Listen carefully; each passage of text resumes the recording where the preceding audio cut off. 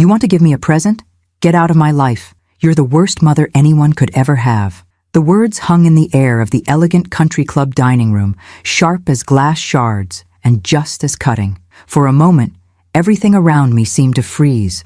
The waitstaff pouring champagne, the wedding planner reviewing tomorrow's timeline, the curious glances from Blake's parents. I, Sophia Carter, 58 years old, stood perfectly still, my hand still outstretched toward the seating chart I'd been trying to discuss with my daughter. "Amber," I said quietly, "let's step outside and talk about this calmly." "There's nothing to talk about," Amber hissed, her perfectly made-up face contorted with a rage that seemed disproportionate to my simple suggestion about moving her fragile grandmother to a table farther from the band. "You always do this. Try to control everything, embarrass me in front of everyone." "I was just thinking of Grandma Helen's hearing aids," I began. "Stop! Just stop!" Amber's voice rose, drawing more attention from the wedding party gathered for the rehearsal dinner. "This is my wedding, mine, not yours, not Grandma's. I've worked too hard to have everything perfect." Blake, my soon-to-be son-in-law, shifted uncomfortably beside her, but remained silent. His parents exchanged glances that managed to convey both embarrassment and a certain smug validation, as if Amber's outburst confirmed everything they'd suspected about her upbringing. "Amber, sweetheart," I tried again, aware of the growing audience, "I only want what's best for everyone tomorrow." "What's best?" She laughed, a brittle sound devoid of humor. "What's best would be if you disappeared." "Seriously, Mom, if you really want to give me a wedding present, just disappear from my life. I'm sick of apologizing for you to Blake's family." The room went silent. Even the waitstaff froze in place. Blake's mother, Victoria, pressed her expensive linen napkin to her lips, her eyes gleaming with something that might have been pity, but looked more like satisfaction. "Amber," Blake finally murmured, touching her arm gently. "Maybe we should—" "No, Blake, I'm done pretending." Amber shook off his hand, her diamond engagement ring catching the light. "Do you know what Victoria asked me yesterday? She asked if my mother would be comfortable at the country club, or if she'd feel out of place, as if you're some kind of charity case we're including out of obligation." I absorbed this information with a strange detachment. After 3 decades of single motherhood, of double shifts and deferred dreams, of scrimping and saving to provide dance lessons and SAT tutors and law school tuition, I was being discussed as if I were an embarrassing relative to be tolerated. "I see," I said, my voice steadier than I felt. "And what did you tell Victoria?" Amber's silence answered more eloquently than words could have. "Amber has been very gracious about including everyone," Victoria interjected smoothly, her country club poise unshakable. "We simply want tomorrow to go perfectly for both families." Both families. As if my family, just me, really, and elderly Grandma Helen, were somehow comparable to the Prescotts with their old money and legacy admissions to Ivy League schools. "It will be perfect," I assured her, with a smile that cost me everything to produce. "Now, if you'll excuse me, I think I need some air." I walked out of the dining room with my back straight and my head high, feeling the weight of their stares. Only once I reached the empty ladies' lounge did I allow myself to sink onto a velvet chair, my hands shaking as the full impact of my daughter's words hit me. "You're the worst mother anyone could have." Was I? I stared at my reflection in the ornate mirror, a woman with silver-streaked dark hair cut in a practical bob, wearing a department store dress I'd spent hours selecting. Not glamorous like Victoria Prescott with her salon-maintained blonde perfection, but not the embarrassment Amber had portrayed either.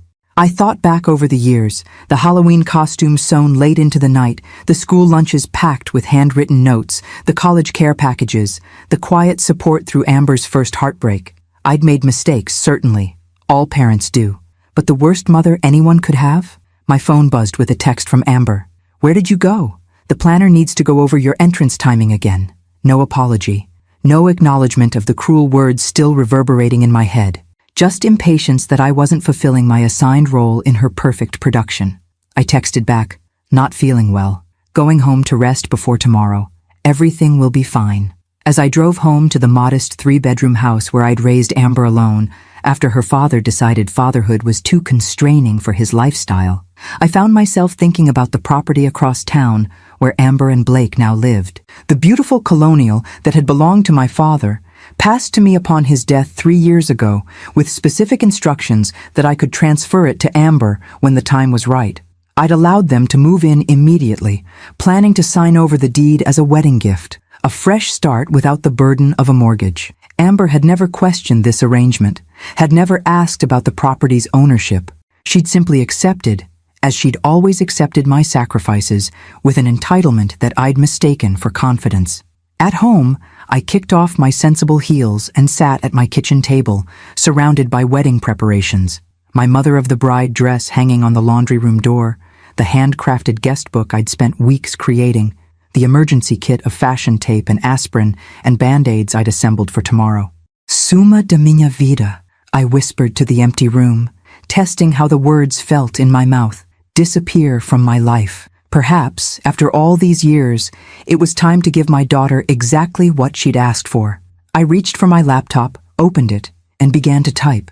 The morning light filtering through my bedroom curtains found me already awake, my eyes gritty from a night spent alternating between tears and methodical planning. My phone displayed 17 missed calls and 23 text messages, most from Amber, growing increasingly frantic as the night progressed. Mom, the planner needs to confirm your hair appointment time. Mom, are you seriously not answering? The rehearsal isn't even over. Mother, this is ridiculous. Call me now. And finally, sent at 2:17 a.m. Fine, be that way. But you better be at the venue by 10 a.m. tomorrow, or I swear to God, I will never forgive you. I set the phone aside and walked to my closet, pushing past the garment bag containing my mother-of-the-bride dress, a soft blue silk I'd saved for months to afford. Instead, I pulled out practical clothes, jeans, a comfortable sweater, slip-on shoes. Today would require mobility, not ceremony. At my small kitchen table, I reviewed the documents I'd spent the night gathering: property deeds, bank statements, contracts with wedding vendors, and years of financial records meticulously organized in my old-fashioned filing cabinet. The paper trail of maternal sacrifice laid bare in black and white. My father had been an accountant, and he'd taught me the importance of documentation. People can argue with your words, he'd say, but they can't argue with numbers. How right he had been. I made my first call at precisely 7 a.m. to Jonathan Mills, my father's attorney and the executor of his will. Sophia, everything all right? Isn't today the big wedding? His familiar voice carried concern. There's been a change of plans, Jonathan. I need to discuss the property on Maple Avenue, the one currently occupied by my daughter and her fiancé. Your father's house? I thought you were planning to transfer ownership to Amber as a wedding gift. Plans change, I replied, my voice calmer than I felt. I'd like to explore my options for selling the property. Immediately. A pause. Sophia, is everything okay? This seems sudden. I've had a revelation, Jonathan, about respect, boundaries, and the true nature of gift-giving. I glanced at the property deed before me. The house is still legally in my name, correct? Yes, absolutely. Your father left it to you without conditions. His suggestion about transferring it to Amber was just that. A suggestion. Legally, you're free to sell it if you wish. And what would be the fastest possible timeline for such a sale? Jonathan coughed slightly. Well, in today's market, with a desirable property like that, if you're willing to accept a slightly below-market offer, I know several investors who purchase with cash and minimal contingencies. We could potentially close in as little as 48 hours. Perfect. Please make the calls. I'll come to your office at noon to sign whatever's necessary. My next call was to Margaret Willis, the wedding planner Amber had selected for her dream wedding. A woman whose services I was paying for despite Amber allowing Blake's family to believe they were contributing significantly. Mrs. Carter, I was just about to call you. We missed you at the end of the rehearsal last night, and there are a few details. Margaret, I interrupted gently. I'm afraid there's been a significant change. I need you to contact all vendors and cancel today's event. Silence, then a sputtering response. Cancel? Mrs. Carter, the wedding is in 6 hours. We can't possibly. Check your contract, Margaret. Section 7, paragraph 3 specifies that as the financially responsible party, I retain the right to cancel with compensation for the vendor's time and materials. I understand there will be substantial cancellation fees. I'm prepared to pay them all. But the bride, Ms. Carter, will be devastated. I'm sure she will, I agreed, remembering the venom in Amber's voice. You're the worst mother anyone could have. Nevertheless, please proceed with the cancellations. All of them. Venue, catering, flowers, music, photography, everything. After ending the call with the thoroughly flustered wedding planner, I moved systematically through my list. The caterer, the florist, the string quartet, the photographer. With each call, I calmly identified myself as the contracting party, referenced the relevant cancellation clause, and authorized whatever payments were necessary to compensate for the last-minute change. By 9:30 a.m., I had dismantled every aspect of the $75,000 wedding I'd spent 2 years saving for. My retirement account was significantly lighter, but a strange sense of peace had settled over me. My phone continued to buzz with incoming calls. Amber, the wedding planner, even Blake once. But I let them all go to voicemail as I packed an overnight bag and gathered the documents I'd organized overnight. The final item on my morning's agenda was perhaps the most difficult. I called my elderly mother, who had been so looking forward to seeing her only granddaughter walk down the aisle. "Mom," I said when she answered, "there's been a change of plans with the wedding." "What's happened, Sophia? Is Amber all right?" "Amber is physically fine," I assured her, "but the wedding won't be happening today. I'll explain everything later, but for now, I need you to trust me." A pause, then my mother's voice, softer but certain. "I've always trusted you, Sophia. You're the most reliable person I know." Her simple faith nearly broke my composure. "Thank you, Mom. That means more than you know right now." As I ended the call, my doorbell rang with an insistence that could only belong to one person. I took a deep breath, straightened my shoulders, and opened the door to face my daughter. Amber stood on my porch in designer yoga pants and an expensive sweatshirt, her face flushed with anger and her eyes wild with panic. "Mom? What the hell? I've been calling you all night. The hair and makeup people are already at the venue, and Margaret says she can't reach you and—" She stopped abruptly, taking in my casual clothes and the packed bag visible in the hallway behind me. "Why aren't you dressed? We need to leave for the venue in like an hour." I studied my daughter's face, the face I'd memorized as a newborn, kissed better after countless childhood injuries, watched mature into beautiful adulthood. The face that had contorted with contempt just hours ago as she publicly rejected 28 years of maternal devotion. "There's been a change of plans, Amber," I said quietly. "The wedding has been canceled." Her expression froze, then transformed into something between horror and rage. "What are you talking about? Canceled? That's not— You can't—" She pushed past me into the house, already pulling out her phone. "I need to call Margaret right now and fix whatever miscommunication—" "It's not a miscommunication," I interrupted, closing the door behind her. "I called every vendor this morning and canceled their services. The venue, the catering, the flowers, all of it." Amber turned to me slowly, her face draining of color. "You— What? You can't do that. It's my wedding." "Actually, I can." And I did. Every contract was in my name, with my signature, paid for with my money. "I don't understand," she whispered, her voice suddenly small. "Why would you do this to me?" I met her gaze steadily. "Last night, you made a request. You asked me to give you a gift, to disappear from your life. You called me the worst mother anyone could have." The words still stung, but my voice remained even. "I've decided to honor your request. This is the first step." Amber's phone began to ring. Blake's ringtone. She answered it with trembling hands. "Blake, something's wrong. My mother says she canceled the wedding. I don't understand what's happening." I could hear his voice, tinny through the speaker, equally confused and increasingly alarmed. I gestured for Amber to follow me into the kitchen, where I'd laid out the documentation of my overnight work. "I need to go," Amber told Blake abruptly. "Come to my mom's house, now." She ended the call and stared at the papers spread across my kitchen table. "What is all this?" "This," I said, picking up the first folder, "is the truth about your perfect life." "What are you talking about? What truth?" Amber's voice wavered between anger and fear as she stared at the array of documents spread across my kitchen table. "Please, sit down," I said, gesturing to a chair. For once, Amber complied without argument. Perhaps too stunned by the cancellation bombshell to resist, I selected the first folder, labeled Wedding, and opened it. "This contains every contract, deposit slip, and payment confirmation for the wedding that won't be happening today. Total expenditure, $78,452.36, all paid from my accounts." Amber's eyes widened. But Blake's parents contributed nothing, I finished for her, despite what you led them to believe. A flush crept up her neck. I never said they were paying. They just assumed, and it was easier to let them think that I couldn't afford to give my daughter a proper wedding, I supplied. That you were graciously including your embarrassing mother, despite the financial burden it placed on you and Blake's family? The direct hit landed. Amber's flush deepened. It wasn't like that. It was exactly like that, Amber. I pulled out a specific document, an email from Victoria Prescott to the country club's event coordinator that Amber had accidentally forwarded to me months ago.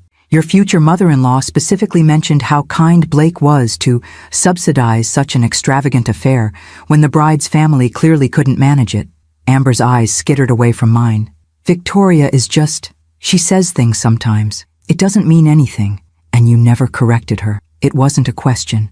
You allowed Blake's family to believe I was some struggling, unsophisticated burden you were tolerating out of obligation. Mom, you're overreacting. The wedding is in a few hours. We can talk about this later. There is no wedding, Amber. Not today.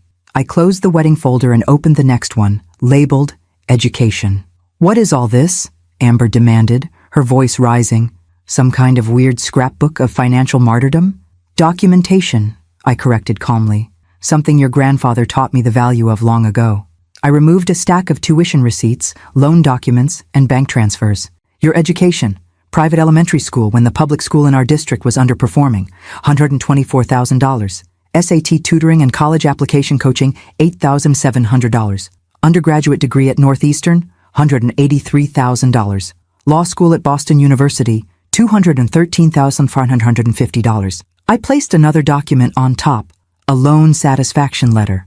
The student loans you think Blake's father secretly paid off as a graduation gift? That was me, liquidating the investment account I'd maintained since before you were born. Amber stared at the papers, her expression shifting from defiance to confusion. But Mr. Prescott said, he told Blake. He lied, apparently. Or perhaps Blake lied to you. Either way, I'm the one who ensured you graduated debt-free, not the Prescotts. I tapped the loan satisfaction letter. The important thing isn't who paid, Amber.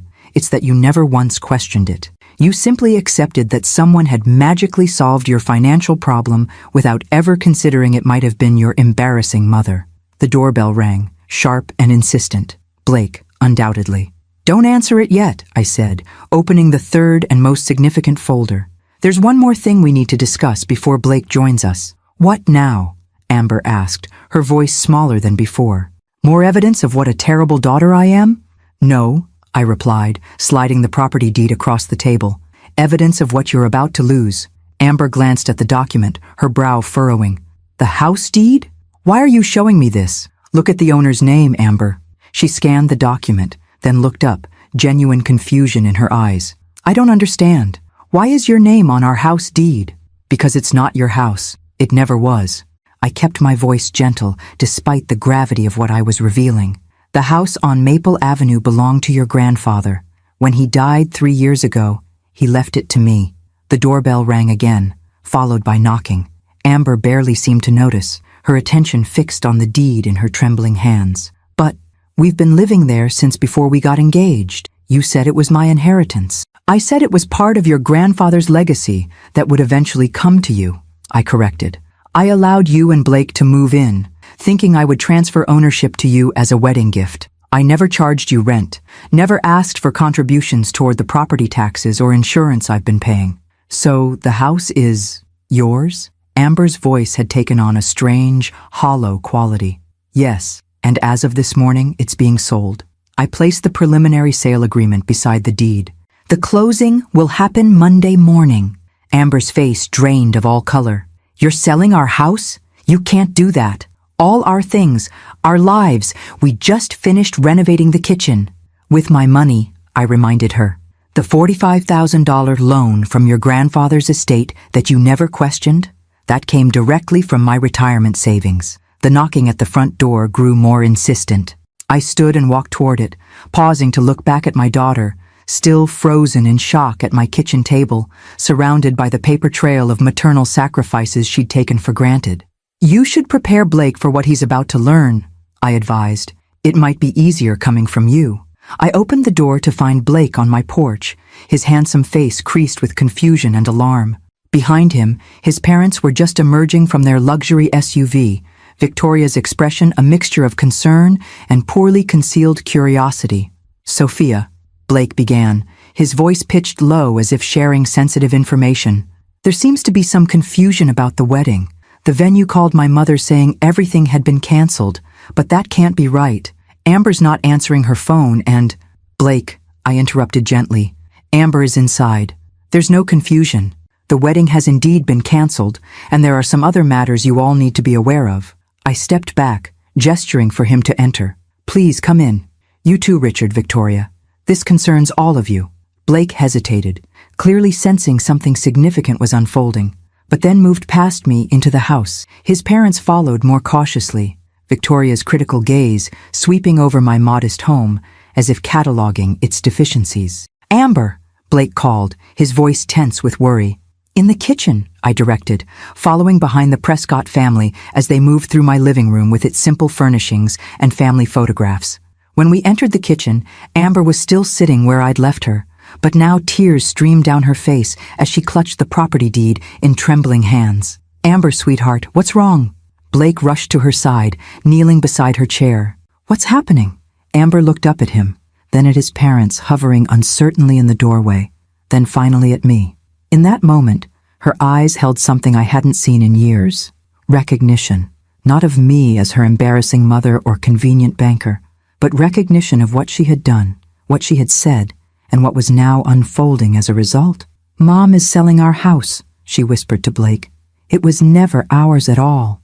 Blake's confusion deepened. "What are you talking about? Of course it's ours. We've been living there for 2 years. "Actually," I interjected, "that's the first matter we need to clarify."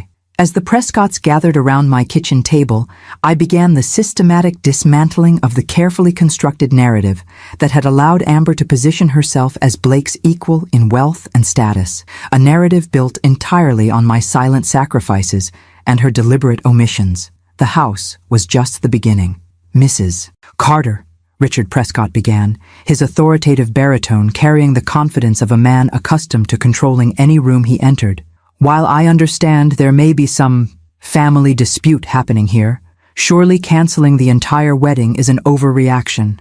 There are 200 guests, many who have traveled—" "Dad, wait," Blake interrupted, his attention fixed on the property deed Amber still clutched. "What's this about our house?" Victoria moved closer, peering over her son's shoulder at the document. Her perfectly maintained features shifted from confusion to something harder as comprehension dawned. "The house is in Sophia's name? But you told us it was your inheritance, Amber." All eyes turned to my daughter, who seemed to shrink in her chair. "I never exactly said that," she mumbled. "I just didn't correct certain assumptions." "Assumptions you deliberately encouraged," I added quietly. "Just as you encouraged the assumption that you and Blake were financing the wedding." Victoria's head snapped up. "What does that mean? Blake told us you insisted on paying for everything as per tradition." "I did pay for everything," I confirmed. "Every deposit, every vendor, every detail of the now-canceled event. $78,452.36 to be precise." Richard Prescott's jaw tightened. "That's impossible. The venue alone is $22,000 for the day, plus $7,500 for the premium catering package and $4,200 for the open bar," I finished for him, sliding the contract across the table. "All paid from my accounts." Blake turned to Amber, bewilderment evident in his expression. "But you said your mom could only contribute a token amount, and that my parents were handling the major expenses while we covered the rest." "Another creative interpretation of reality," I noted, my tone measured despite the anger simmering beneath. "The reality is that I've liquidated investments, taken a loan against my 401k, and depleted most of my savings to give Amber the wedding she demanded." Victoria's face had transformed from skeptical to thunderous. "So all those meetings where you graciously thanked us for our generosity were based on a fiction," I confirmed. "One that Amber maintained, allowing you to believe I was financially and socially inadequate." "Mom, stop," Amber pleaded, tears streaming now. "You're making it sound so calculated." "Wasn't it?" I asked simply. "Last night, you told me to disappear from your life. You called me the worst mother anyone could have, all because I suggested moving your grandmother to a table where she might actually hear the wedding she helped finance. Blake stood abruptly, running his hands through his hair in a gesture of distress. I don't understand. Why would you lie about this, Amber? About your mom paying for everything, about the house. I didn't lie, Amber insisted. I just didn't explain everything. Your parents are so judgmental about money, about status. They were already looking down on Mom for being a single mother, for her job, for everything. If they knew the truth, that your mother is significantly more financially responsible and generous than you portrayed her, Richard Prescott interjected, his tone shifting from authoritative to coldly analytical. That she owns the house you've been presenting as yours? That she financed the education you claim to have scholarships for? I glanced at Richard, surprised by this accurate assessment. Perhaps Blake's father was more perceptive than his country club exterior suggested. The scholarships were real, Amber protested weakly. They just didn't cover everything. They covered approximately 12% of your total educational expenses, I corrected, tapping the education folder. I covered the rest. Blake paced the small kitchen, visibly processing these revelations. So the house renovations we've been doing were financed by a $45,000 loan from me that Amber has never mentioned repaying, I confirmed. The loan that funded the kitchen you designed specifically to impress your mother, Victoria. Victoria flushed slightly at this direct reference. I never asked for— No, you didn't, I agreed. But you did comment during your first visit that the original kitchen was charmingly retro, by which you meant outdated. Within a week, Amber was begging me for money to remodel it. I turned to my daughter, whose tears had given way to a sort of numb shock. Amber, for years I've watched you contort yourself to meet the Prescott's expectations, changing how you dress, how you speak, even rewriting your personal history to seem more aligned with their social circle. I said nothing, believing it was a phase you'd outgrow. But last night made it clear that you've gone beyond adaptation to outright rejection of who you are and where you come from. That's not fair, Amber whispered. No, it's not, I agreed. None of this is fair. It's not fair that I worked 2 jobs to raise you alone after your father decided fatherhood was too restrictive. It's not fair that I've depleted my retirement to fund your ambitions, and it's certainly not fair that after all that, you're ashamed of me. Blake had stopped pacing, his expression hardening as he looked at Amber with new eyes. You told me your mother refused to contribute to our down payment when we were looking at houses in Beacon Hill. That's why we settled for living in your grandfather's old house. Another creative interpretation, I confirmed. The truth is, Amber never asked me about a down payment because she knew I'd already stretched myself thin paying off her law school loans. The loans you believe your father paid, Blake. Richard Prescott cleared his throat, looking distinctly uncomfortable. I never said I paid off any loans. I merely congratulated Amber on becoming debt-free and allowed your son to believe you were responsible, I noted. An interesting parallel to Amber's own selective truths. The kitchen fell silent as the full implications settled over everyone. Victoria Prescott, despite her obvious distaste for the situation, seemed almost impressed by the methodical way I was dismantling Amber's carefully constructed facade. So, what happens now? Blake finally asked, his voice tight with controlled emotion. The wedding is cancelled, the house is being sold. Are you pressing charges for fraud or something? No, I said, softening slightly at the genuine distress in his face.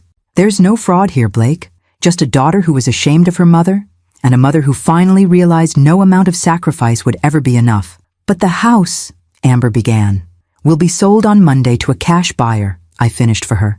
You and Blake have until 5 p.m. tomorrow to remove your personal belongings. Anything left behind will be donated. You can't do this, Amber cried, finally finding her voice again. Where are we supposed to go?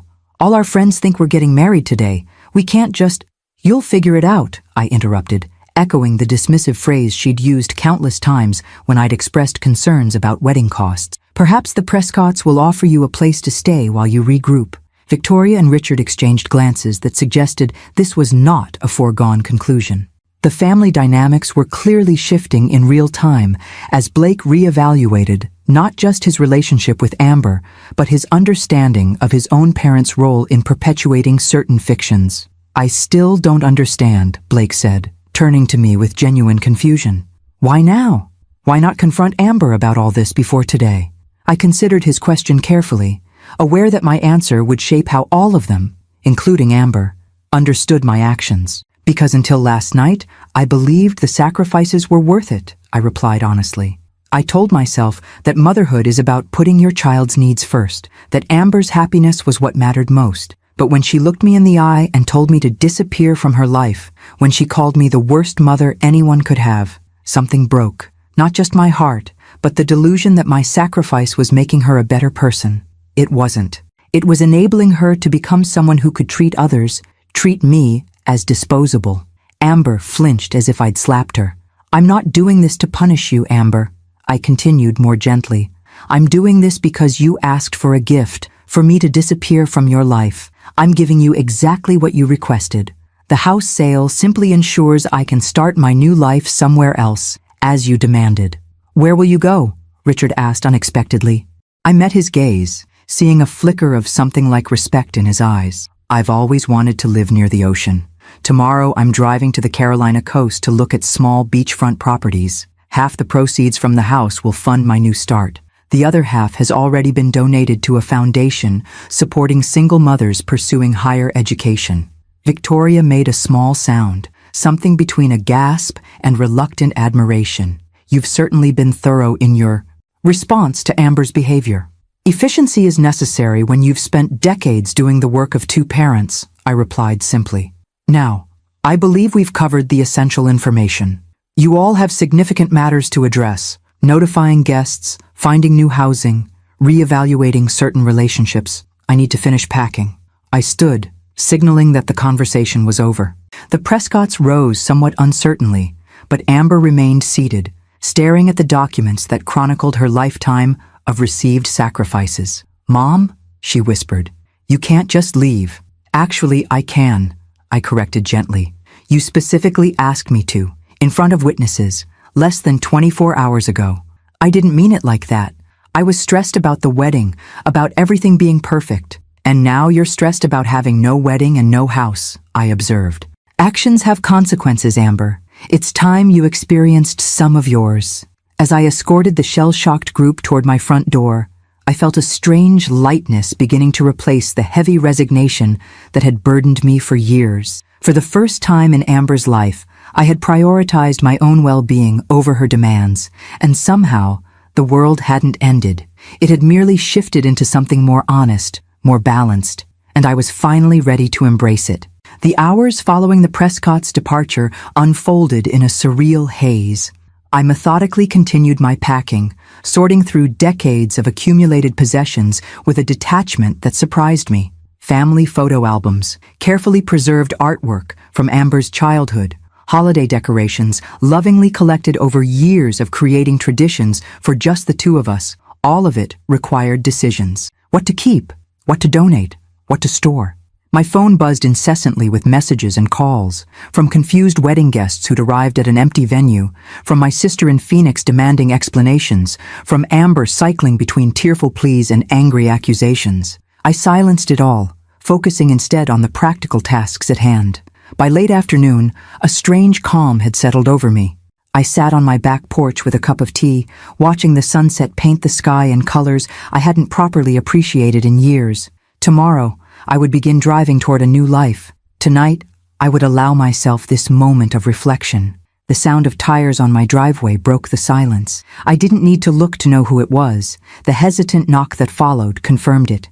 "It's open," I called, remaining seated as my elderly mother made her way through the house to join me on the porch. Helen Carter moved slowly these days, her once straight posture now curved with age, but her eyes remained sharp as ever.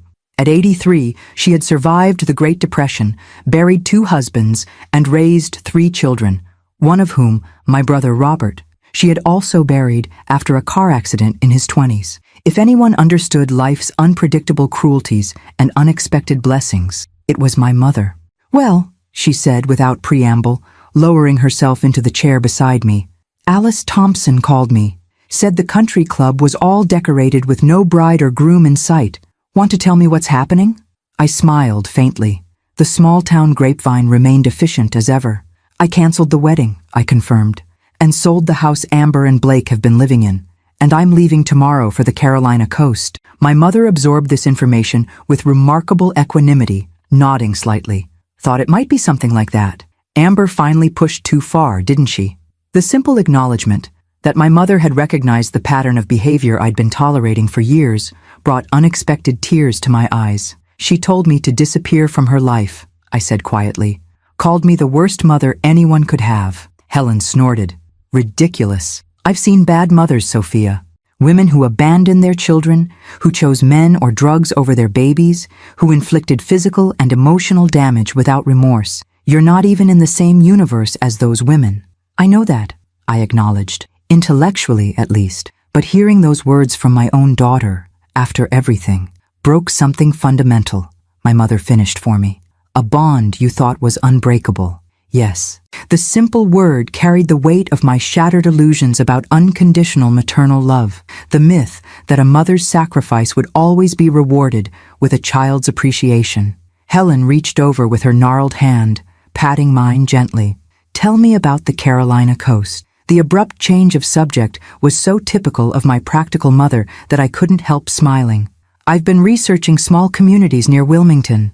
Quiet places with beach access and reasonable property values. I can afford something modest with the house proceeds. Good fishing in that area, Helen noted. Your father and I spent a week there once before you were born. Peaceful, different rhythm from here. We sat in comfortable silence for a few minutes, watching the light fade from the sky. Finally, Helen asked the question I'd been dreading. What happens with Amber now? I sighed. The weight of maternal concern not entirely dispelled despite yesterday's cruel words. I don't know. The practical matters are clear. She and Blake need to find new housing, deal with the wedding cancellation, address the lies she's told. But the personal relationship, I trailed off, uncertain. Needs time, my mother supplied. Distance can bring clarity for both of you. Are you angry with me? I asked suddenly. For canceling the wedding, for selling the house, for leaving? Helen considered this with the thoughtfulness that had always characterized her. Disappointed, perhaps, not in your actions, but in the situation that made them necessary. No grandmother wants to see her family fractured. But angry? No. You've carried Amber single-handedly since she was 5 years old. Even birds push their young from the nest eventually. This feels less like pushing from the nest and more like severing a limb, I admitted. Painful either way, Helen acknowledged, but sometimes necessary for growth, hers and yours. Before I could respond, headlights swept across the yard as another vehicle pulled into my driveway. This time, I recognized Blake's sensible sedan. Reinforcements have arrived, I see, my mother observed dryly. Want me to send him away? I smiled at the protective instinct. No, I'll talk to him. Would you mind making some fresh tea? Helen nodded, leveraging herself up with practiced determination. Don't let him change your mind, Sophia. You've made the right decision. I watched her make her way inside before turning my attention to Blake, who approached the porch with visible hesitation. In the fading light, he looked younger than his 30 years, more like the earnest law student Amber had first brought home than the polished attorney he'd become under the Prescott's grooming. Mrs. Carter, he greeted me cautiously, I hope I'm not intruding. That depends on why you're here, Blake, I replied, gesturing to the chair my mother had vacated. He sat, running his hands through his hair in that familiar gesture of distress. I don't even know where to begin. Today has been surreal. I imagine it has, I acknowledged. Finding out your wedding is canceled, your home is being sold, and your fiancé has misrepresented fundamental aspects of your life together, all before noon on what was supposed to be your wedding day. Blake winced. When you put it that way, he exhaled heavily. I'm not here to ask you to change your mind about the house or the wedding. I understand why you've made these decisions. This surprised me. Do you? I think so, he said slowly. After you laid everything out this morning, I had a long conversation with my parents, then with Amber. Things became clearer. In what way? Blake stared at his hands for a moment. My entire relationship with Amber has been built on certain assumptions about her background, her resources, her values, finding out that she deliberately fostered misconceptions, that she was ashamed of you to the point of constructing elaborate fictions. He shook his head. It makes me question everything, including whether you want to marry her, I suggested gently. He looked up, his expression troubled. Is it wrong that I'm asking myself that question? After 4 years together, On what was supposed to be our wedding day? Better today than tomorrow, I offered. Or next year, when children might be involved. Blake nodded slowly. My parents have taken a suite at the Grand Hotel downtown. They've offered to let us stay there while we figure things out. Amber is not handling things well. I wouldn't expect her to, I acknowledged. Her carefully constructed world is collapsing.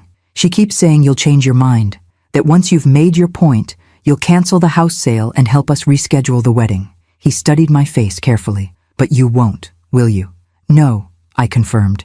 The house sale is proceeding. The wedding vendors have been paid their cancellation fees. And tomorrow, I'm leaving for the Carolina coast. Blake absorbed this with a thoughtful nod. I thought as much. For what it's worth, Mrs. Carter, I'm sorry. Not just for how today has unfolded, but for my role in allowing Amber's misrepresentations to continue. I should have questioned things more thoroughly. The apology surprised me with its maturity and self-awareness.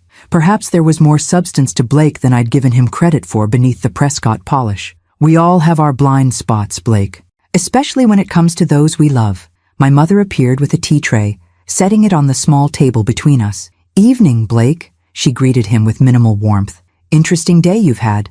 Mrs. Carter, the elder, he acknowledged with a slight smile. That's certainly one way to describe it. Helen poured tea with practiced efficiency. And what are your plans now, young man? Besides imposing on my daughter's final evening before her departure? Mother, I chided gently, though I appreciated her protective instinct. Blake accepted the tea with a respectful nod. Honestly, I'm not sure. Everything I thought I knew about my relationship, my future, it's all in question now. Good, Helen pronounced firmly. Questions lead to better answers than assumptions. Blake smiled faintly at this blunt wisdom. My father said something similar earlier today. We sipped our tea in surprisingly comfortable silence as darkness fully enveloped the yard. Finally, Blake set his cup down with a decisive clink. I should go. Amber is at the hotel and there's a lot to discuss. He stood, extending his hand first to Helen, then to me. Thank you for talking with me, and for the clarity you've provided, however painfully it came about. After he left, Helen and I remained on the porch, the night sounds creating a peaceful backdrop to our thoughts. He seems less shallow than I expected, my mother observed. Yes, I agreed, though whether that's enough to weather this crisis with Amber remains to be seen. That's their journey now, Helen said firmly. Yours lies elsewhere. She patted my hand again. South, specifically. Towards sunshine and salt air and a life where you're not constantly bankrolling other people's dreams. I smiled at her characteristic directness. Will you be all right without me nearby? Fishing about for an invitation to join you? She teased. Don't worry about me. Alice Thompson and I have a standing canasta game on Thursdays, and the senior center keeps me busy enough. Besides, they invented telephones for a reason. As we sat together in companionable silence, I felt the first genuine stirrings of excitement about tomorrow's journey. For decades, my identity had been defined primarily through motherhood, through Amber's needs, achievements, and demands. Now, at 58, I was finally free to discover who Sophia Carter might be when not viewed through the lens of maternal obligation. It was terrifying. It was liberating. It was, perhaps, long overdue. Sunday morning arrived with the soft clarity that follows a storm, both the literal thunder shower that had passed through overnight and the emotional tempest of the previous day. I awoke early, my bedroom already half dismantled, essential items packed in the car I'd rented for the one-way drive to North Carolina. My mother had insisted on staying the night, claiming concern about the weather, but transparently wanting to extend our time together before my departure. Now she sat at my kitchen table, hands curled around a mug of coffee, watching as I made final preparations. You'll call when you reach each stop? She asked, not for the first time. I mapped it out. You should reach Richmond by nightfall if you leave within the hour. Yes, Mom, I replied, the familiar rhythm of parent-child concern now curiously reversed. I've got hotel reservations in Richmond tonight and Wilmington tomorrow. I'll check in with regular updates. Good. She nodded firmly. And you have the realtor's number? The one I recommended in Carolina Beach? Listed in my contacts and we've already exchanged emails, I assured her. She's lined up 3 properties to show me on Tuesday. Helen seemed satisfied, though I could see the emotion she was working to contain. My mother had never been demonstrative, having been raised in an era when stoicism was considered a virtue, but her feelings ran deep beneath the practical exterior. "I'm proud of you, Sophia," she said suddenly, catching me off guard. "Not many people have the courage to start over at 58. "I'm not sure it's courage so much as necessity," I admitted, pausing in my preparations. I couldn't stay here, continuing as if nothing had changed. Not after what Amber said, not after realizing how she truly sees me. Sometimes the most courageous acts are those we undertake because we have no other choice, Helen observed. "Your father used to say that true character is revealed not when everything is going well, but when the foundations shake beneath your feet." The mention of my father, gone 15 years now, brought a bittersweet smile. "He'd be appalled by the way Amber has acted." "Completely," Helen agreed without hesitation. "But he'd be tremendously proud of you, as am I." This simple affirmation, mother to daughter, across the generational divide, provided unexpected balm to the still raw wound of Amber's rejection. At least one maternal relationship in our family remained intact, grounded in mutual respect rather than exploitation. By 9 o'clock, my car was loaded with essentials: clothes, important documents, cherished books, and the few family heirlooms I couldn't bear to leave behind. Everything else would either be donated or stored until I established my new home. "It's time," I told my mother, checking my watch. "I need to stop by Maple Avenue before heading to the highway." Helen's eyebrows rose. "You're going to the house? Is that wise?" "Necessary, not wise," I clarified. "I need to check that Amber and Blake have removed their belongings as instructed. The new owners want vacant possession, and the closing is tomorrow morning. Jonathan will handle the paperwork in my absence." "And if they haven't cleared out?" Helen asked practically. "Then what remains becomes part of the donation I've arranged," I replied, my voice firmer than I felt. The deadline was clear. Helen nodded, respecting my decision despite her evident concern. "I'll follow in my car so I can drive myself home afterward." The morning was bright and clear as we made the 15-minute drive across town to the stately colonial on Maple Avenue that had been my father's pride and joy. Pulling into the driveway, I noted immediately that Blake's car was absent, though remnants of hasty packing were evident. Discarded packing materials on the front lawn.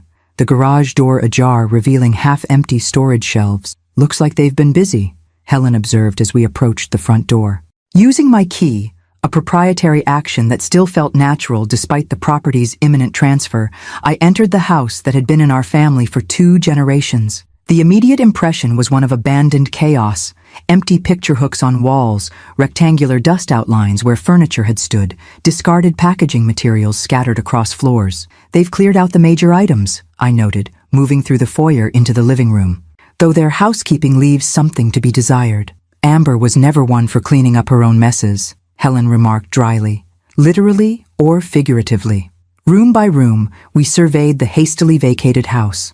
The kitchen, recently renovated at my expense, stood eerily empty, expensive appliances gleaming in contrast to the detritus of rapid departure.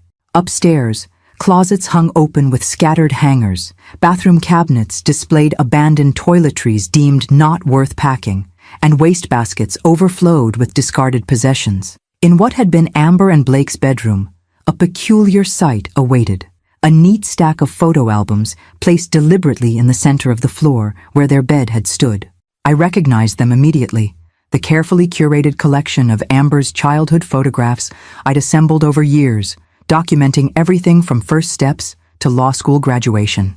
"She left your photo albums," Helen observed, her tone unreadable. "So she did."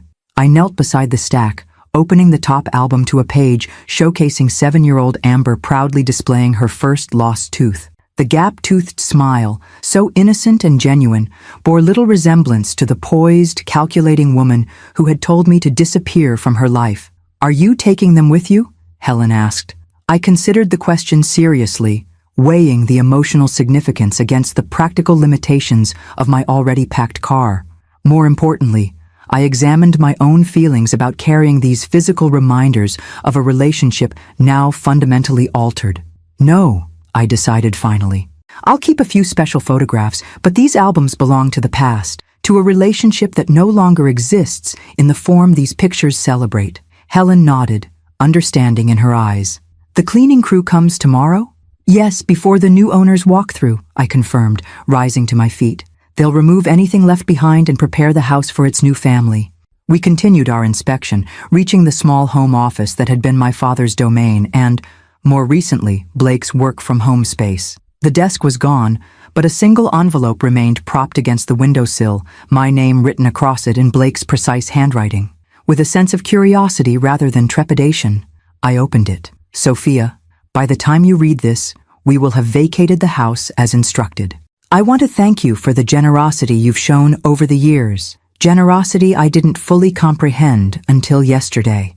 Amber and I have had difficult conversations since leaving your home. She is struggling to reconcile her actions with her self-image, which I believe will be a lengthy process. For my part, I am reevaluating many aspects of our relationship and the foundations upon which we've built our life together. I don't know what the future holds for Amber and me, but I wanted you to know that your actions, while painful, have created an opportunity for necessary truth. Whatever happens next, that truth is valuable. I've ensured we've removed all personal belongings. The photo albums in the master bedroom are intentionally left for your decision. Amber was uncertain whether you would want them. I wish you peace in your new beginning. Respectfully, Blake, I handed the letter to my mother, who read it with raised eyebrows. She said when she finished. More depth to that young man than I gave him credit for. Yes, I agreed, though his future with Amber remains questionable based on his wording. As it should, Helen pronounced firmly. A relationship built on lies and manipulation offers a poor foundation for marriage. We completed our inspection, confirming that all personal items had indeed been removed, if somewhat haphazardly.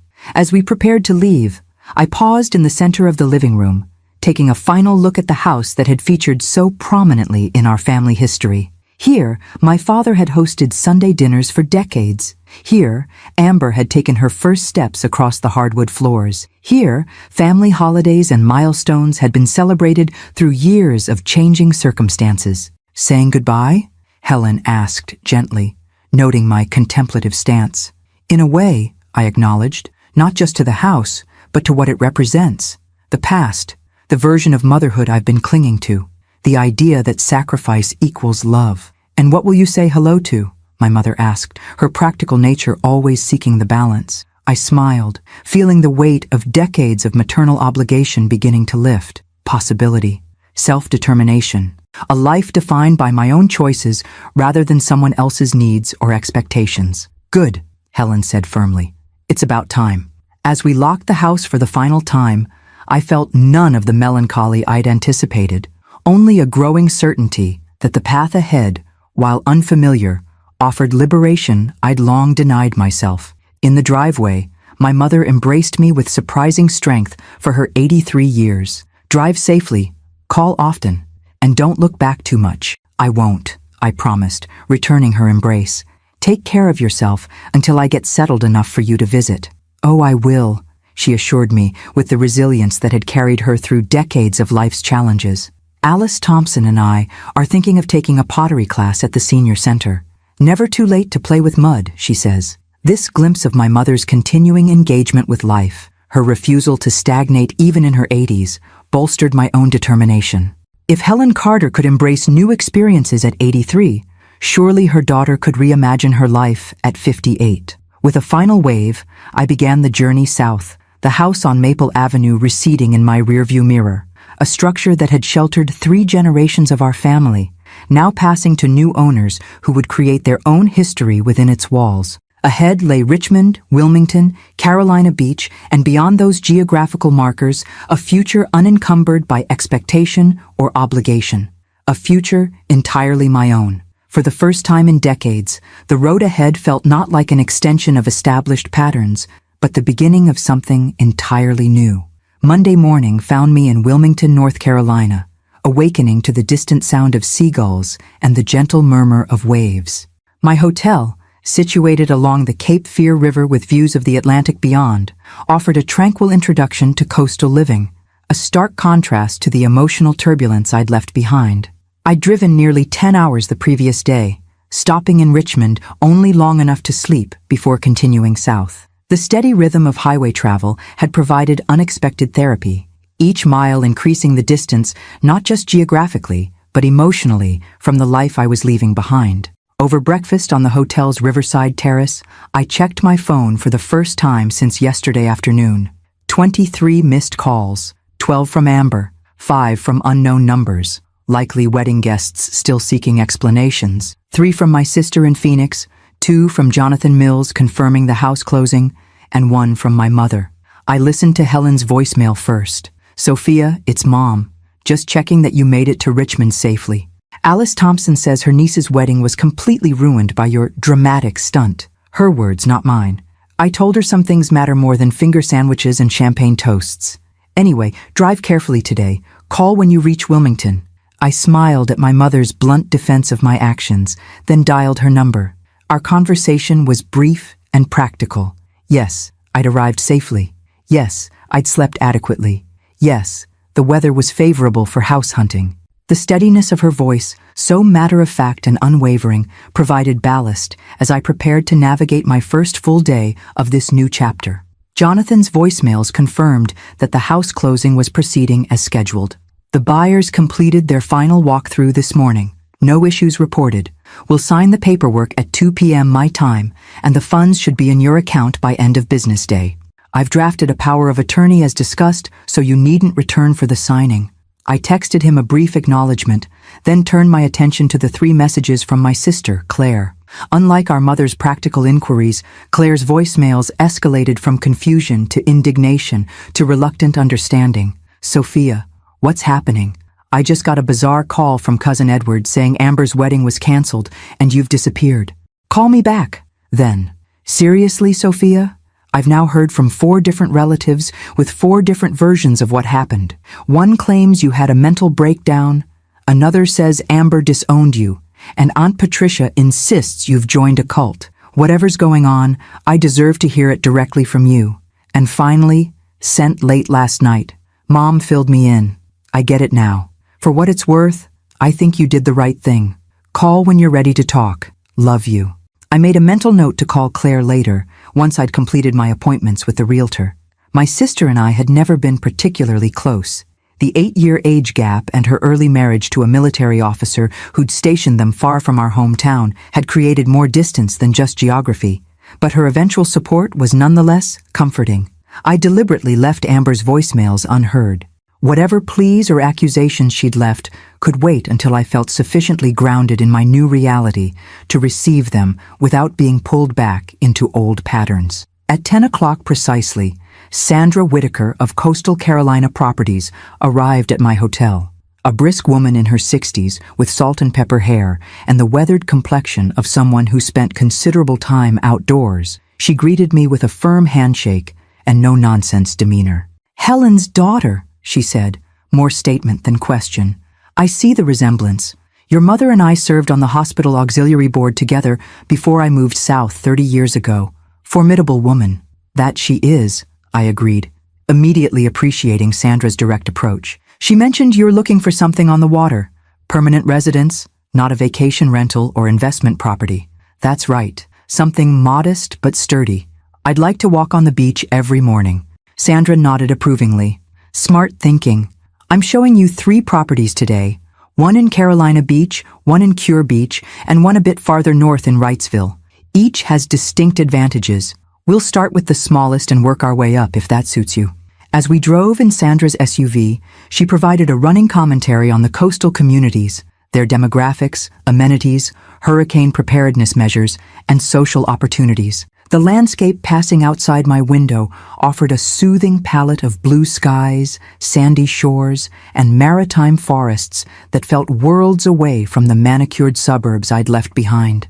The first property, a compact 2-bedroom cottage in Carolina Beach, just 2 blocks from the ocean, charmed me with its wide front porch and bright, airy interior.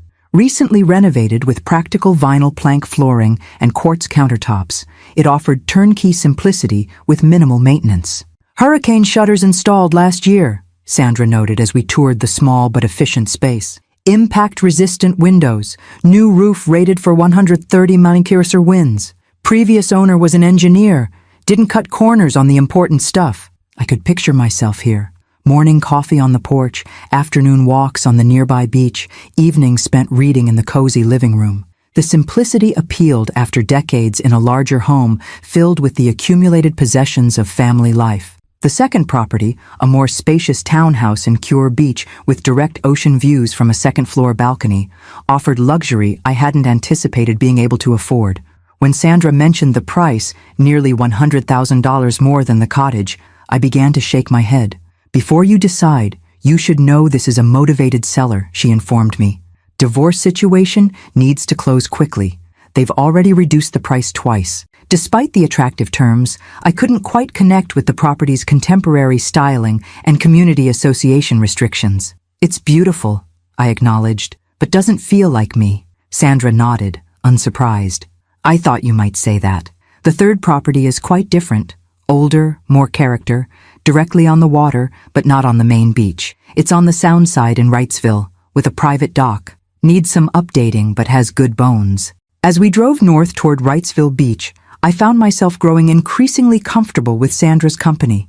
Unlike the overly solicitous realtors I'd encountered in the past, she presented properties factually, pointing out both advantages and potential concerns, without emotional manipulation. "Your mother mentioned you're making a fresh start," she commented as we crossed the bridge to Wrightsville. "Left some difficult family situation behind." "That's one way to put it," I acknowledged, surprised by Helen's disclosure, but not offended. Sandra nodded thoughtfully. "I did something similar at 52. Left a 30-year marriage in Ohio, moved here knowing no one. Best decision I ever made." She glanced at me briefly. "It's scary at first, starting over when everyone else seems settled.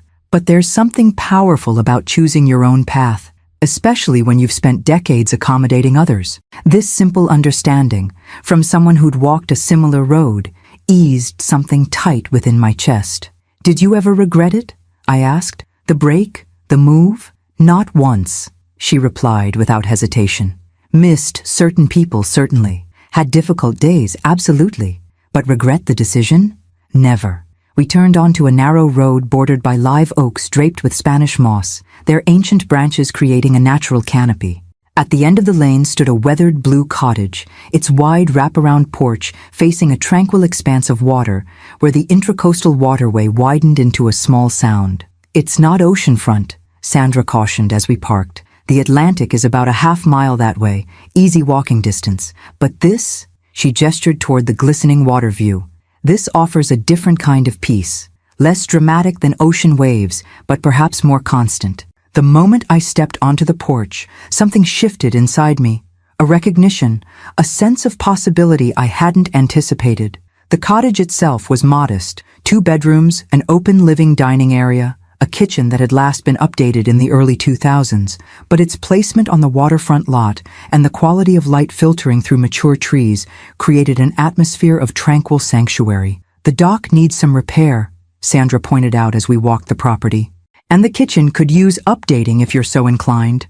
But the roof is sound, the foundation is excellent, and the flood elevation meets current codes." At the end of the dock, I stood watching a great blue heron stalking its lunch in the shallows, its patient focus emblematic of the unhurried rhythm of coastal life. In that moment, I could envision mornings spent on this dock with coffee and a book, evenings watching spectacular sunsets across the water, nights listening to gentle lapping waves rather than suburban traffic. "The owner is an elderly woman moving to assisted living," Sandra explained as we returned to the cottage. "Her children live out of state and want a quick, uncomplicated sale. She's owned it for 40 years, raised her family here during summers, then lived year-round after her husband passed."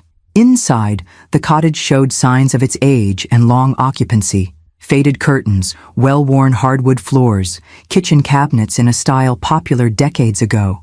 Yet unlike the sterile perfection of the townhouse or the impersonal renovation of the first cottage, this home carried a sense of history, of lives well lived within its walls. In the primary bedroom, a large picture window overlooked the water, positioned perfectly to watch the sunrise.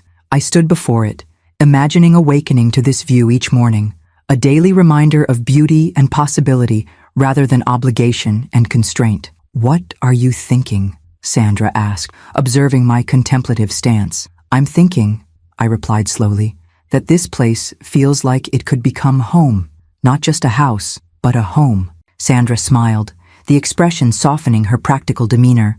That's not something you can manufacture with granite countertops or stainless appliances. That feeling of rightness, of belonging, that's worth listening to.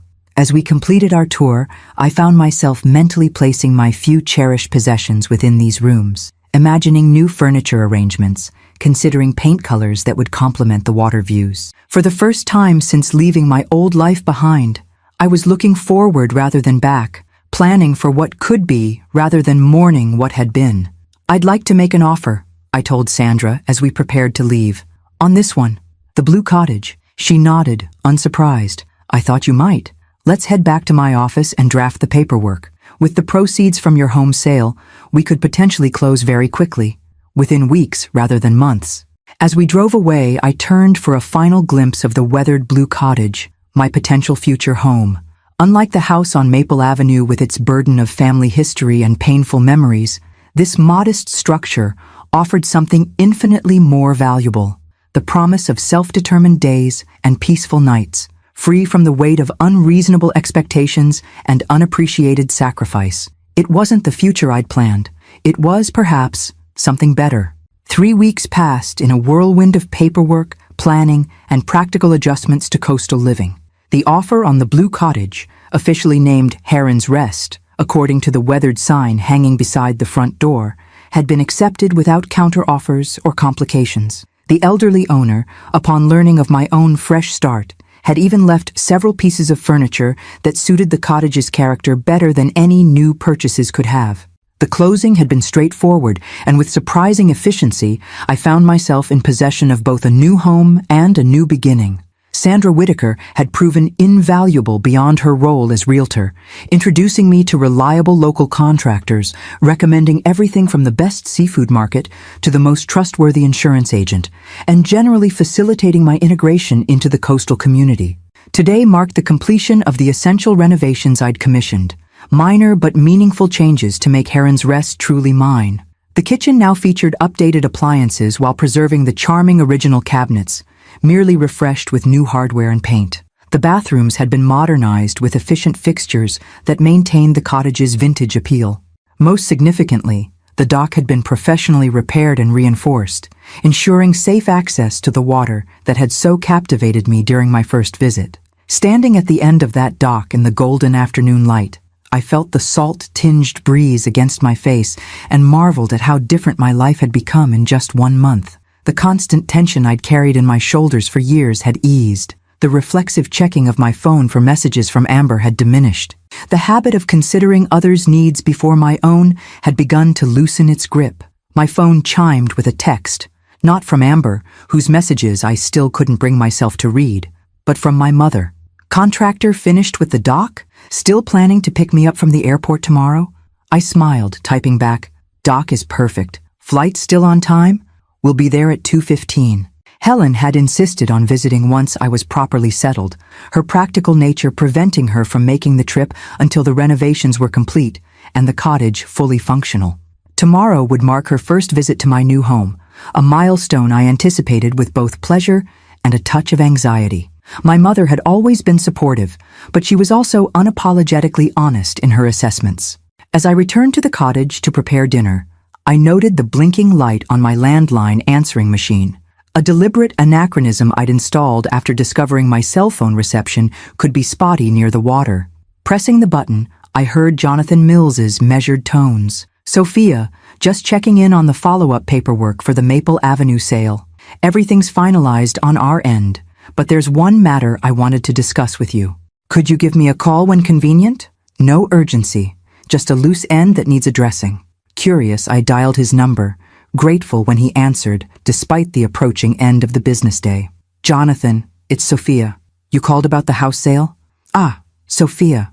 Yes, thank you for returning my call promptly. How's coastal living treating you?" "Wonderfully," I replied honestly. "I feel like I can breathe again." "Excellent.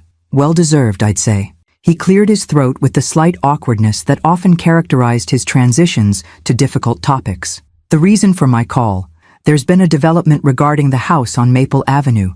Nothing concerning about the sale itself," he hastened to add, but rather about something discovered after you left. My curiosity deepened. What sort of development? The new owners were completing some pre-move-in deep cleaning and discovered a hidden compartment in the master bedroom closet, apparently behind a false panel your father had installed years ago.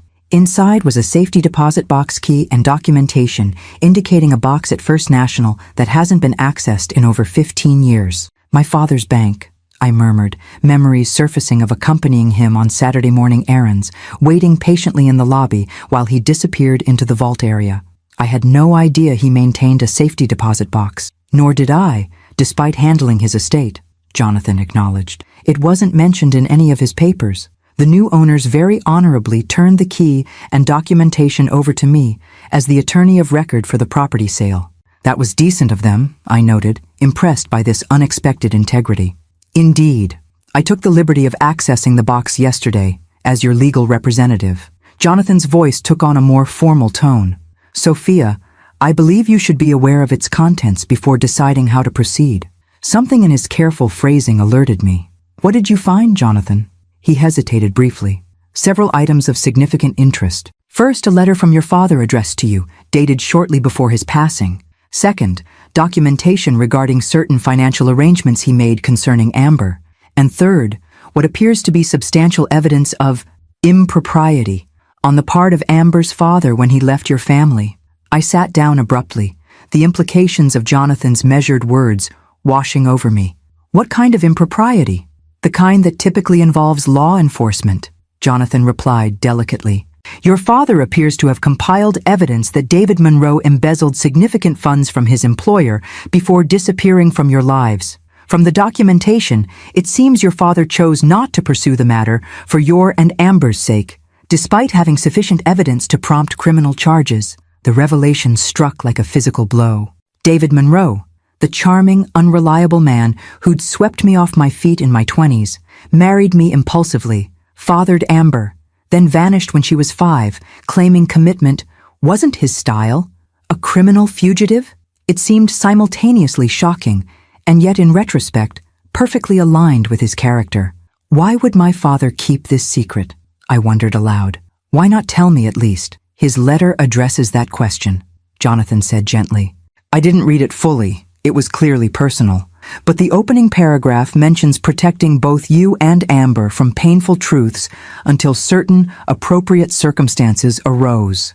My mind raced, connecting disparate pieces across decades. My father's inexplicable generosity after David left, the practical support that had kept Amber and me afloat during those difficult early years, his occasional cryptic comments about David getting what he deserved eventually, his insistence on establishing educational trusts for Amber that I couldn't access for other purposes. What does this mean for Amber? I asked, parental concern automatically surfacing despite recent events.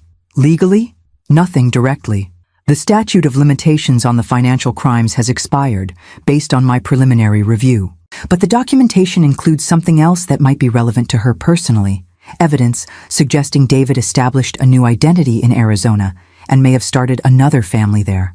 My free hand gripped the edge of the kitchen counter, steadying myself against this cascade of revelation. Amber might have half-siblings she knows nothing about. It appears possible, Jonathan confirmed. The information is somewhat dated, of course, but substantive enough that it could provide a starting point if she wished to investigate further. I closed my eyes, processing the implications. After Amber's cruel rejection and my consequent departure, would she even want this information? Would it help her understand certain patterns in her own behavior, or merely provide another source of pain? What would you advise, Jonathan? He considered this thoughtfully. Professionally, I'd suggest retrieving the contents of the safety deposit box and reviewing them privately before making any decisions. Personally, he paused, the boundary between lawyer and family friend momentarily blurred. Personally, I believe your father preserved this information for a reason, waiting for the right moment. Perhaps that moment has arrived. After ending the call, I stood at my kitchen window, watching herons wade in the shallows as evening approached.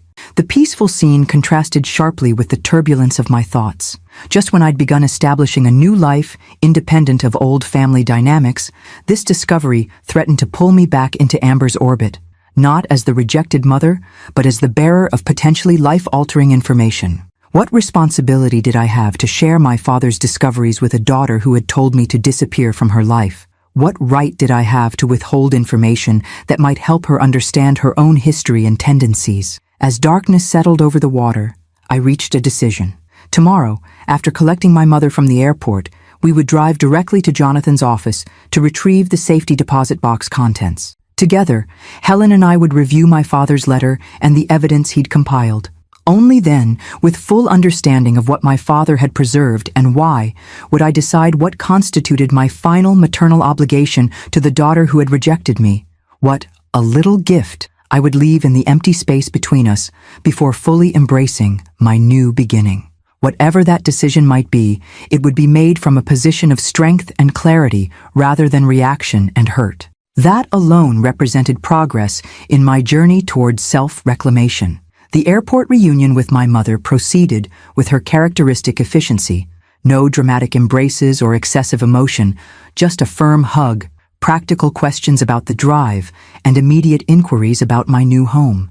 At 83, Helen Carter remained remarkably self-sufficient, managing her rolling carry-on with determined independence despite my offers of assistance. "You look better," she pronounced as we walked to the parking area.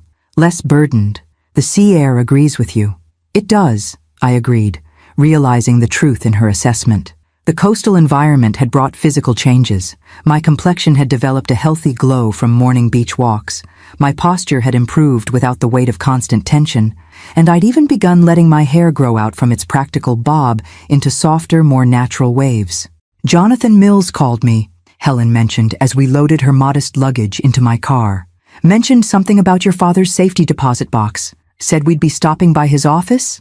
"Yes," I confirmed, unsurprised that Jonathan had contacted her directly. My mother and father had been close friends with the attorney for decades before my father's death. It made sense that Jonathan would view her as a stakeholder in this discovery. "Apparently Dad left some sensitive information regarding Amber's father." Helen's expression sharpened with interest. "David Monroe. Never trusted that man. Your father had concerns about him that went beyond his abandonment of you and Amber." This caught my attention. "You knew about this?" "Not specifics," she clarified as we began the drive toward downtown Wilmington, where Jonathan's office was located. "But I knew Robert was investigating something. He was protective of you, didn't want to add to your burdens while you were already dealing with single motherhood and a devastated 5-year-old. The revelation that my mother had known at least peripherally about my father's concerns added another layer to this unfolding family mystery. "Why didn't you ever mention this?" Helen shrugged slightly. "Robert asked me not to. Said some truths serve no purpose unless circumstances make them necessary. I trusted his judgment." As we navigated through Wilmington's historic downtown toward the converted Victorian that housed Jonathan's law practice, I wondered what circumstances my father might have deemed necessary to warrant revealing his discoveries. Perhaps a moment exactly like this, when Amber's character and choices had forced a fundamental reconsideration of our relationship. Jonathan welcomed us into his office with the formal courtesy that characterized his professional demeanor, though his genuine affection for my mother was evident in the way he solicitously ensured she had the most comfortable chair. "I've brought the contents of the safety deposit box," he explained, indicating a weathered leather portfolio on his desk. "As I mentioned to Sophia, there are several components: a personal letter, financial documentation, and evidence regarding David Monroe's departure. Thank you for handling this so discreetly," I said, eyeing the portfolio with a mixture of curiosity and apprehension. "Of course," Jonathan hesitated, then added, "I believe I've fulfilled my professional obligation by retrieving these materials and transferring them to you. What happens next is entirely your decision, Sophia. Would you prefer privacy to review the contents?" I glanced at my mother, who sat alert and composed, her practical nature grounding what might otherwise feel like a melodramatic scene from a mystery novel. "No need. Mom is family. Whatever Dad preserved concerns her granddaughter after all." Jonathan nodded, sliding the portfolio toward me before excusing himself with a murmured comment about giving us time to process the materials. The portfolio's leather was soft with age, the brass closure tarnished from years of disuse. Opening it revealed 3 distinct sections, each carefully labeled in my father's precise handwriting. For Sophia, David Monroe, evidence, and Amber's trust. I began with the personal letter, removing several pages of heavy stationery covered in my father's distinctive script. The date at the top, March 17, 2007, placed it just 2 weeks before his unexpected death from a heart attack. "Go ahead," Helen encouraged softly. "Read it aloud if you'd like." Taking a deep breath, I began.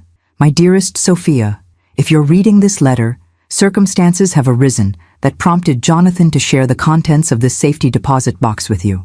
I've instructed him to keep these materials secure until either I retrieve them myself, in which case you'll never see this letter, or until a situation develops where this information becomes necessary for your well-being or Amber's. The timing of your discovery is therefore significant, representing either my failure to resolve these matters during my lifetime or the emergence of circumstances I've long feared might eventually materialize. What I've documented here concerns David Monroe, the man who abandoned you and Amber 15 years ago. His departure, which caused such pain and disruption in your lives, was not the impulsive act of an immature man unable to handle responsibility, as you've believed. It was a calculated disappearance driven by criminal necessity. Shortly before David left, I began noticing discrepancies in his behavior. Expensive purchases inconsistent with his stated income, late-night phone calls, increasing secrecy about his whereabouts. My concerns prompted me to make inquiries through business connections, leading to a disturbing discovery. David had been systematically embezzling funds from Meridian Financial, where he worked in the accounting department. When confronted privately with my suspicions, he neither confirmed nor denied them, but within 48 hours, he had disappeared from your lives. 3 days later, Meridian Financial discovered the embezzlement, nearly $425,000 missing, through a sophisticated scheme of falsified records and diverted transactions. I faced a terrible choice: share this information with you and the authorities, potentially subjecting you and 5-year-old Amber to a public scandal and criminal investigation, or remain silent, protecting you both from additional trauma while allowing a criminal to escape justice. I chose protection over justice, a decision I've questioned many times over the years. To compensate for my silence, I privately replaced the stolen funds through an anonymous donation to Meridian's parent company, preventing the financial damage David had inflicted without exposing his crimes publicly. My investigations didn't end there. Through private channels, I tracked David to Arizona, where he established a new identity as Daniel Matthews. The documentation in this portfolio provides evidence of this transformation, including his marriage to Catherine Brennan in 2000 and the birth of 2 children, Emma, 2001, and Joshua, 2003. I've maintained this surveillance not out of vindictiveness, but from concern that David Daniel might someday attempt to re-enter your lives, potentially causing further harm. My contacts report that he has apparently stabilized, maintaining legitimate employment and family commitments in Phoenix for several years now. Whether this represents genuine reform or merely deeper deception, I cannot say. The question that has haunted me is whether Amber should know these truths about her father. Would understanding the reality of his departure provide healing context or simply inflict new wounds? Is a child better served by protective illusions or difficult truths? I've ultimately concluded that this decision belongs to you, Sophia. You know your daughter's heart and resilience better than anyone. The third section of this portfolio contains documentation of the trust I've established for Amber, funds equivalent to what David stole, set aside for her education and future security. Whether you choose to explain the origin of these funds is, again, your decision. If circumstances have prompted Jonathan to share these materials now, I trust that the timing is appropriate and necessary. Whatever situation has developed, remember that your judgment has always been sound, your heart unfailingly generous, and your resilience remarkable. With enduring love and confidence in your wisdom, Dad, I lowered the letter, my vision blurred with tears. My father's voice, practical, thoughtful, deeply caring, seemed to fill the room, bridging the 15-year absence with immediate presence. He knew, I said finally, looking up at my mother. Somehow, he anticipated that someday I would need this information, that something might happen with Amber. Helen nodded, her own eyes suspiciously bright. Your father was exceptionally perceptive about people and patterns. He probably recognized certain traits in Amber even when she was young. tendencies inherited from David that might eventually create significant challenges. I considered this, remembering moments from Amber's childhood and adolescence that had troubled me, despite my maternal inclination to see the best in her.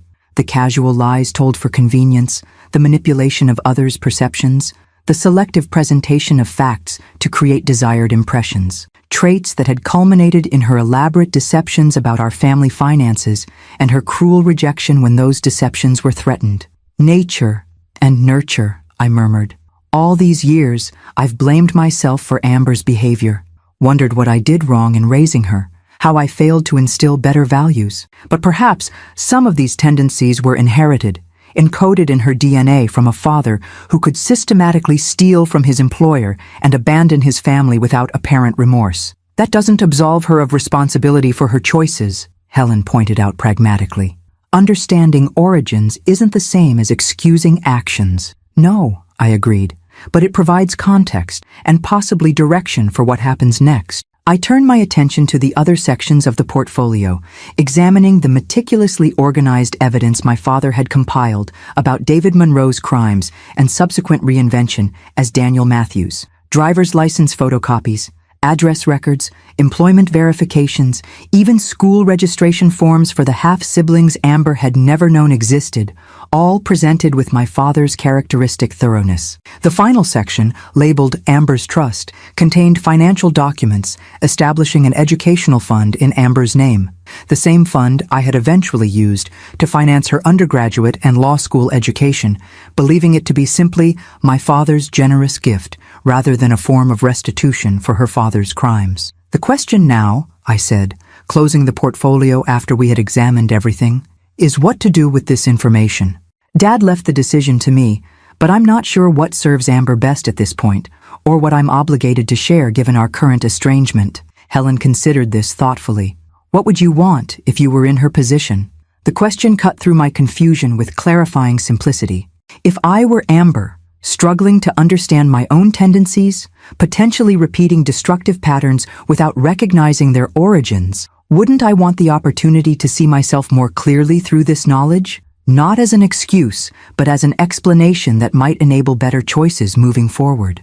I'd want to know, I said finally. Even if the truth was painful, I'd want the chance to understand myself better through understanding where I came from. Helen nodded, satisfied with my conclusion. Then I believe you have your answer. As we prepared to leave Jonathan's office, the shape of my final maternal gesture toward Amber began to crystallize. Not vengeful, not punitive, but clarifying. A gift of truth that might illuminate the shadows of her own behavior, offering one last opportunity for growth even as I continued my separate journey forward. A little gift I would leave in the empty space between us was taking form, not a farewell so much as a final offering. Whether Amber would recognize it as such remained to be seen. The week following my mother's arrival unfolded in a pleasant rhythm of showing her my new life, morning walks along the shoreline, introducing her to neighbors who had already welcomed me warmly, evenings on the dock watching spectacular sunsets paint the sky in impossible colors. Helen approached coastal living with her characteristic practical assessment, noting the humidity's effects on different materials, evaluating local services with discerning consideration, and ultimately pronouncing the Blue Cottage sensibly charming, in what constituted high praise from her pragmatic perspective. "You've done well here," she remarked on our fifth evening as we sat on the porch with glasses of iced tea. "Not just with the property, but with yourself. You're different." "Different how?" I asked, curious about her perception.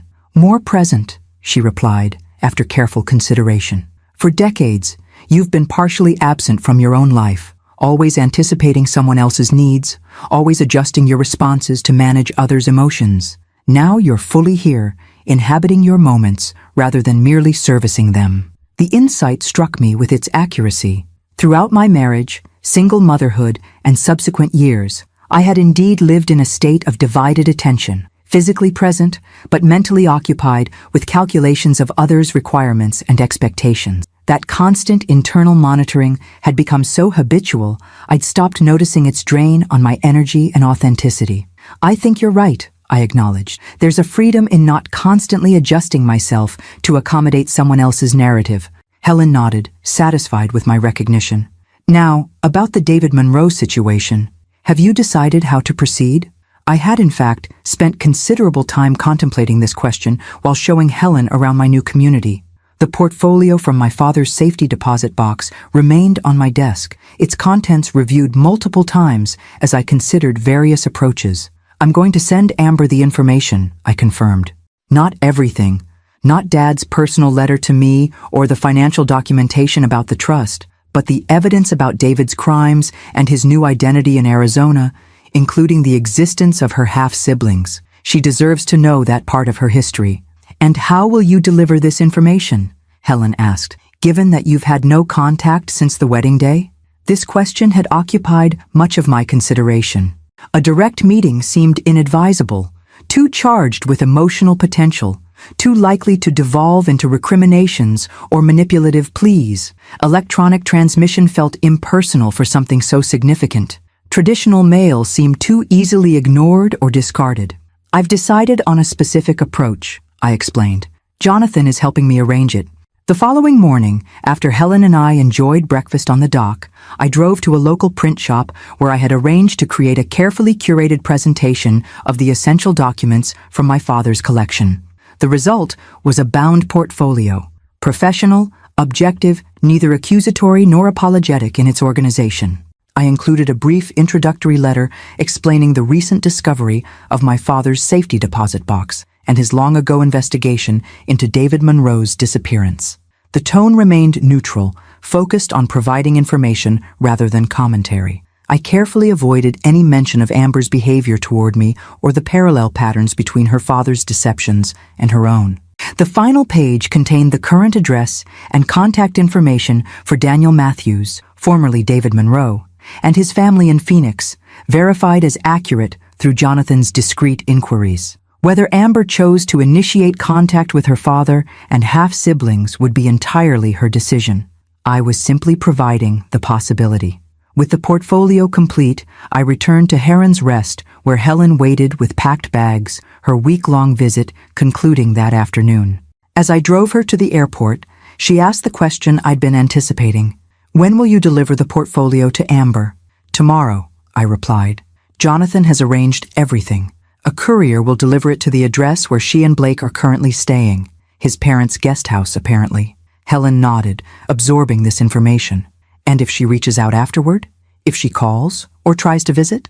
This possibility had featured prominently in my considerations. If Amber responded with genuine introspection and authentic remorse, how would I navigate potential reconciliation while maintaining the healthy boundaries I'd established? Conversely, if she reacted with denial or anger, dismissing the information as irrelevant or attacking me for sharing it, how would I protect my newfound peace? I don't know, I admitted honestly.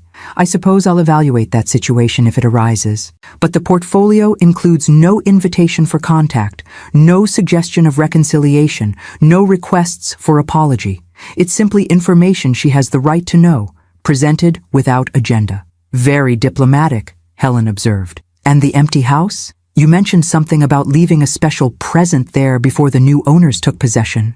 I smiled, recalling the final detail Jonathan had arranged at my request. Yes, that's being handled this afternoon. After seeing my mother off at the airport with promises of another visit during the holidays, I returned to my cottage feeling strangely light. Tomorrow, the portfolio would be delivered to Amber, my final maternal act, neither vindictive nor self-sacrificing. Today, another gesture was being completed at the empty house on Maple Avenue. Jonathan had confirmed that the new owners had agreed to a final walk-through delay of 24 hours to accommodate a special delivery to the vacant property. The cleaning crew had completed their work days earlier, leaving the house pristine and empty, ready for its new occupants. Except for one carefully arranged item in the center of the living room floor. I'd selected a simple wooden box, handcrafted by a local Wilmington artisan, its surface smooth and warm to the touch. Inside, I'd placed a single photograph, Amber at 5 years old, sitting on my father's lap as he read her a story.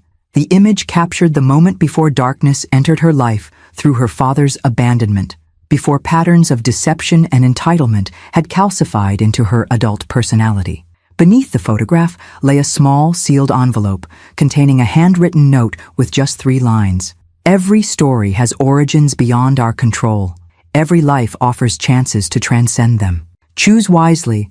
No signature, no accusation, no plea for reconciliation or expression of continuing hurt. Simply an invitation to awareness, the most precious gift I could offer after years of enabling through silence and sacrifice. According to Jonathan's arrangements, Blake would be notified about a final item requiring attention at the empty house. Given Amber's recent avoidance of practical responsibilities, it would likely be Blake who arrived to discover the box positioned precisely where Amber had stood when she'd told me to disappear from her life. What happened after that discovery was beyond my control or responsibility.